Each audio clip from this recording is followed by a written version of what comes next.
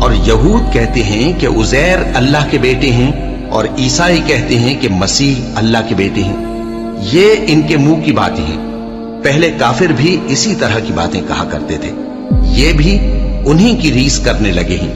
اللہ ان کو ہلاک کرے، یہ کہاں بہہ کے پھرتے ہیں؟ انہوں نے اپنے علماء اور مشائخ اور مسیح ابن مریم کو اللہ کے سوا معبود بنا لیا، حالانکہ ان کو یہ حکم دیا گیا تھا کہ معبود واحد کے سوا کسی کی عبادت نہ کریں، اس کے سوا کوئی معبود نہیں، اور وہ ان لوگوں کے شریک مقرر کرنے سے پاک ہے۔